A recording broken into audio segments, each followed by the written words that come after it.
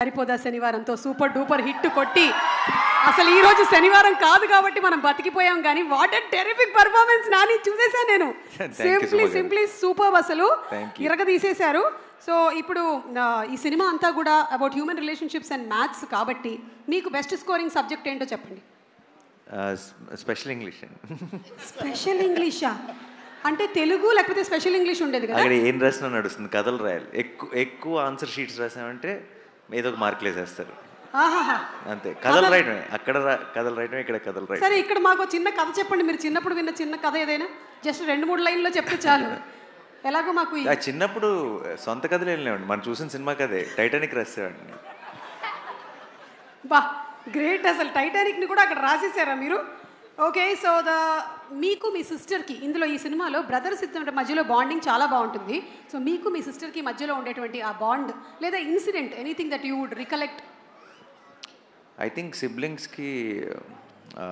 ఎవరైనా సరే సిబ్లింగ్స్ అన్నాక బాగా కొట్టుకుంటారు అది అలాగే బాండ్ గట్టిపడుతుంది ఐ థింక్ వాళ్ళు మనకి ఎంత ఇంపార్టెంట్ అని మనకు తెలిసేది కొంచెం వాళ్ళు నేను ఎక్కడికైనా వెళ్ళినప్పుడు వాళ్ళని ఒక సంవత్సరం చూడనప్పుడు కొంచెం దూరం అయినప్పుడు బేసిక్గా సో నేను అంతే లైఫ్ అంతా బాగా కొట్టుకు తెచ్చాం ఆ తర్వాత అది చదువుకోవడానికి యూఎస్ వెళ్ళినప్పుడు సడన్గా ప్రేమలో అసలు సిబ్లింగ్ అంటే ఏంటి తను మిస్ అవుతున్నానని సో అవన్నీ స్టార్ట్ అయ్యింది సూపర్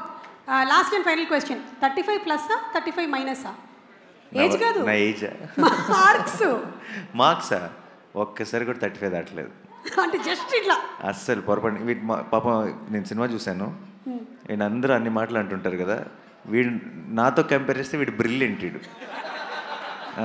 పొరపాటును కూడా వాడు కనీసం 1 ముందు 0 పెట్టాలా 1 తర్వాత 0 పెట్టాలా అని డౌట్ ఉంది నాకు అసలు 1 తర్వాత 2 ఎందుకు రావాలి 2 ముందు ఎందుకు రాకూడదని డౌట్ ఉండేది సో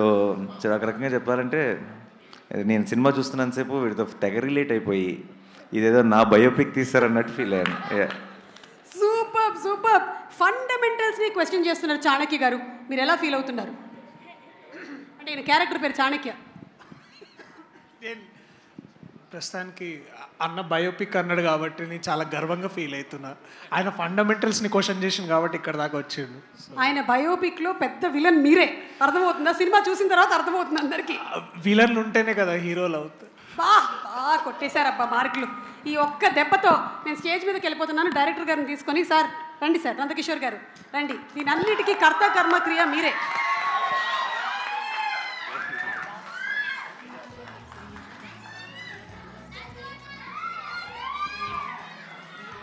నందు గారికి వేరే సెపరేట్ ఫ్యాన్ బేస్ ఉంది పిల్లలు మొత్తం నందు అన్నా